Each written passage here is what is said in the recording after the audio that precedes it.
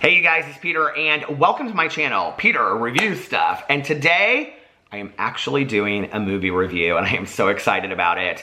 I had planned to do movie reviews on this channel every Monday. It was gonna be Movie Monday, but we haven't been going to movies that often. So going into 2019, I hope to do that more often. I hope to keep to that, and maybe we can start seeing more movies on the weekends and things like that. We actually right now have several movie passes, so we've got to pick out some movies and go see them.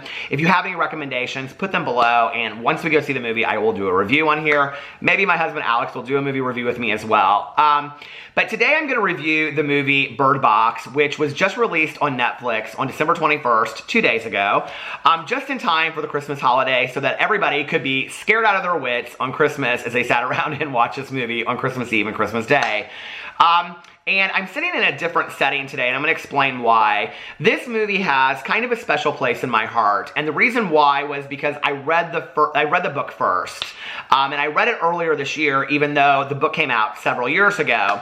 The book was called Bird Box, and it was by Josh Malerman, and I want to put his picture up here because I think often when we talk about book-to-movie adaptations, we don't, pay homage to the author that created all of this, right? And just several weeks ago, one of my all-time favorite books of life, Dumplin' by Julie Murphy, was made into a movie. I'm going to do a full review of it on here, of the movie, because I saw the movie before I saw Bird Box, but I want to talk about Bird Box because it's fresh in my mind. I just watched it last night. So I am going to be doing a review of Dumplin'. I know a lot of people have asked for it, and it kind of plays out into this movie review in a weird kind of way.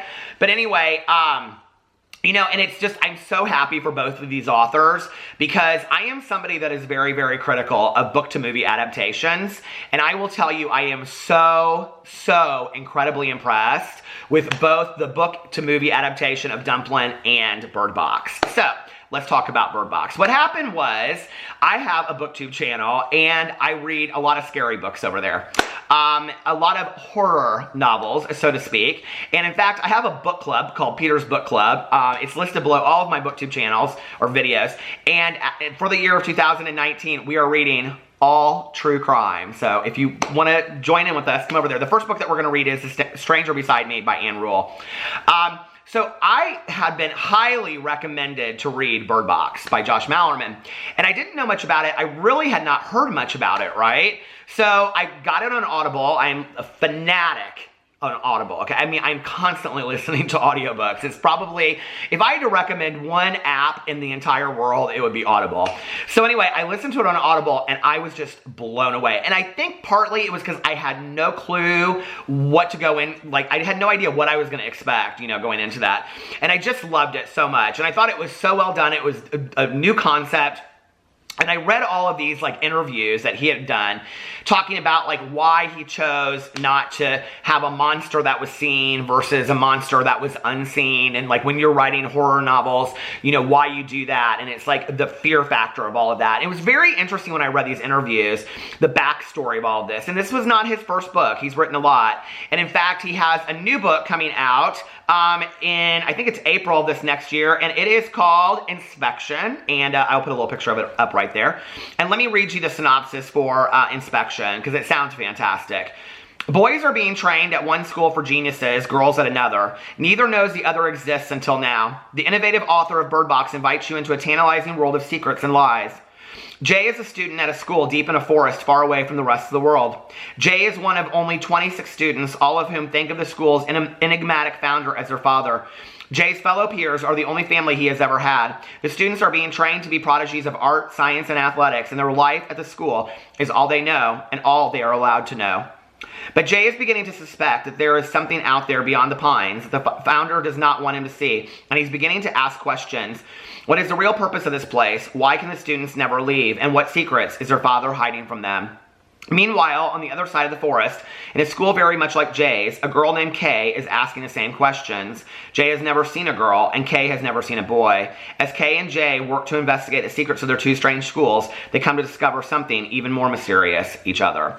Sounds fantastic, doesn't it? It kind of reminds me a little bit of Blake Crouch's Wayward Pines, which was made into a TV show with Matt Dillon. But another great book to TV adaptation that time. But, I just want to, talk a little bit about the author, because I think, other than at the Oscars when somebody wins an award, we don't really talk about the author behind the story, the one that creates the characters, the one that really creates the story, you know, that goes on. And, you know, of course, the director and the screenplay writer are the ones that bring that to life on film. But I think the author is often forgotten. And as somebody that is an author, like, that is very, very important to me. So thank you, Josh, for writing this fantastic novel and for creating such, you know, enigmatic characters like Mallory. So let me talk about this movie a little bit, and I'm not going to read the synopsis of the book. I'm going to read the synopsis of the movie. And the synopsis of the movie goes like this. 5 years after an ominous, unseen presence drives most of society to suicide, a mother and her 2 children make a desperate bid to reach safety. In the wake of an unknown global terror, a mother must find the strength to flee with her children down a treacherous river in search of safety. Due to unseen deadly forces, the perilous journey must be made blindly. Directed by Academy Award winner Suzanne Bier, Birdbox is a thriller starring Academy Award winner Sandra Bullock, John Malkovich, Sarah Paulson. And let me tell you a little secret that was in this. I was so, like, so this is a background story, okay? So I was so excited for this movie to come out. Everybody that watches my videos consistently was like, Peter, you've talked about Bird Box on your vlog, like, so I talked about it so much, right? And they were like, do you know the movie's coming out? And I was like, oh my God, and I was watching the trailer and I was so excited, right?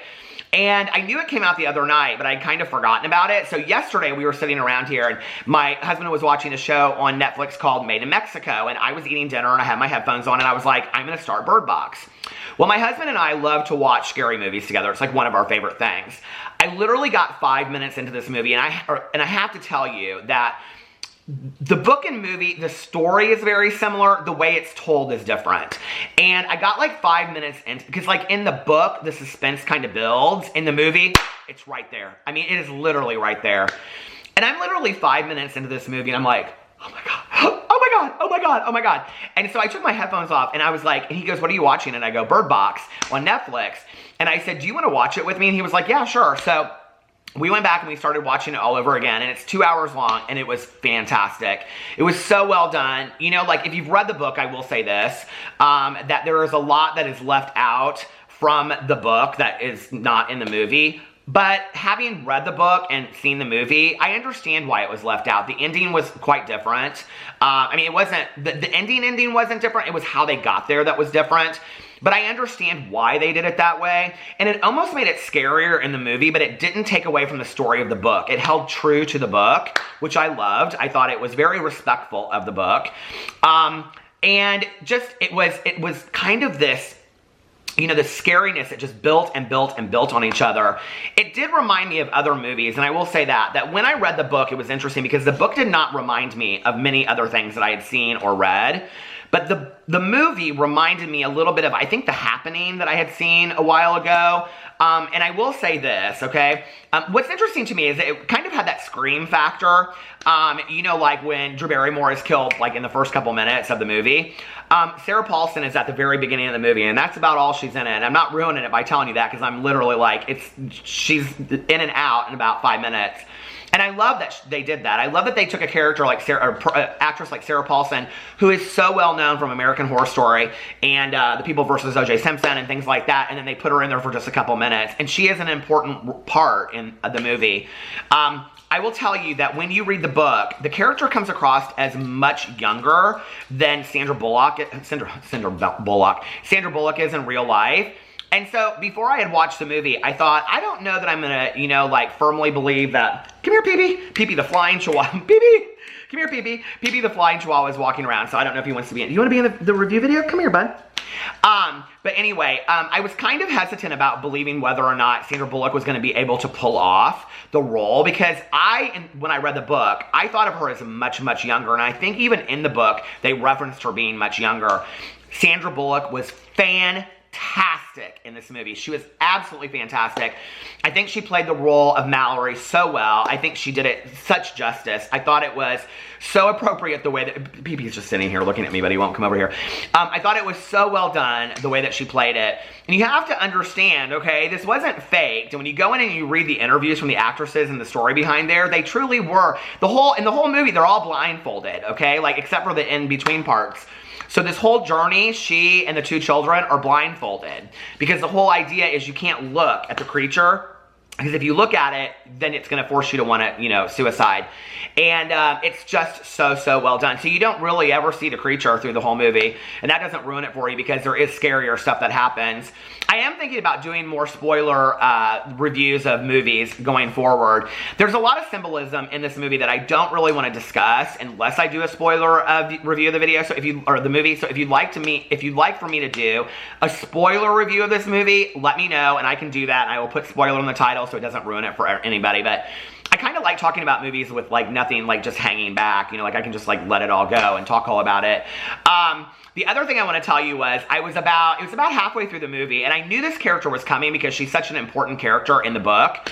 But this character comes in and all of a sudden I'm like, oh my God, that's Danielle McDonald who played Willow Dean from Dumplin'. And I was like, okay, Netflix has literally, I mean, she was a famous Australian actress anyway, and she was in a movie, I think, called Patty Cakes, but, and she is just absolutely fantastic in both Dumplin' and in Birdbox, and what I loved about this, okay, is that this young actress is literally in 2 releases on Netflix that could be making, I think they're both going to be released in major movie theaters as well, but at the same time. But both of these movies, she could have easily, you know, like, won awards for. And what's interesting to me, okay, is that when you watch her as Willow Dean in Dumplin', she plays Dumplin', and then you see her as Olympia in Bird Box, they are such 2, like, vastly different characters. It really, really shows her range and what a fantastic actress she is. John Malkovich is fantastic in this movie. And, you know, I hadn't seen him in anything in a couple years. I'm a huge John Malkovich fan, and I just was really, really impressed with him. And in the book, that character that he plays is such an important role because as a reader, you kind of read it through the eyes of Mallory, and she has this very kind of love-hate-love relationship, like not romantic love, but she kind of has this love-hate, I don't know, like father figure love relationship with him.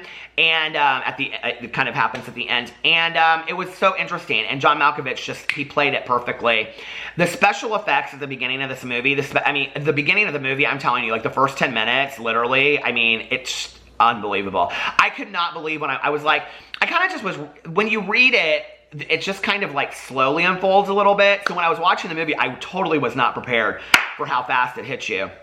Now, I will say my one criticism about this is, okay, that some of the things, the way that it ended, I just thought it was a little rushed. There was a character that was added at the end that I really, really liked. I mean, that kind of like, anyway, you'll understand. But the ending part, okay, is so much bigger in the book. And people have asked Josh Malerman if he's going to do a sequel to this book, and he said he hasn't ruled it out, that he might consider it. I would love to see a sequel to this movie. It's left kind of open-ended as if there could be a sequel to it. I think the ending is fantastic. I would have liked to have seen more of what they talked about in the book. The only other criticism that I have about it is that the house that they are in through the majority of the movie is not the house that is depicted in the book, not whatsoever. And when I read it in the book, I kind of had, I mean, I knew it was kind of like this suburban house, but I had this feeling that it was just like a very kind of like smaller ramshackle house. Like, it's a gorgeous house. Like, this is a gorgeous house in the movie, right? And I understand that, like, where it is in the movie, at the beginning of the movie, it kind of, like, fit that. But at the same time, like, it was kind of run down a little. Oh, I'm dropping my receipts. I'm dropping my phone. It was kind of run down a little bit in the book, or at least that's the way I read it. I don't know. And there were some other things that were different as far as like the blindfolding of the children and things like that. And in a weird kind of way, and I don't know why they didn't play up to this in the movie, the children were such like a bigger part of the journey. Like, they were more important in the book than they were in the movie. They still were important to the movie, and those 2 children are fantastic. They are absolutely fantastic in this movie. And there are some just chilling scenes. The thing is, okay, and this is what is so fantastic about this movie, and it's kind of like that very, like, Alfred Hitchcock thing, you know? Where it's like, I don't have to show you the murder scene. I don't have to show you all the bloodiness and all this kind of stuff, of which there is, I will tell you. It can get a little gory at times. But it's very much like that whole Alfred Hitchcock kind of feel to it, where they just kind of allude to what had happened, if that makes sense. There's a lot of scenes in the woods and in the forest and on the river where it just is kind of the feeling and the senses and the sound, because you really truly are kind of seeing the whole thing through her eyes that are blindfolded. I thought it was so well done. I would recommend this to anybody. It is very scary, but not like horror movie scary. It is, I mean, you could watch it, but I think it will really make you think about things.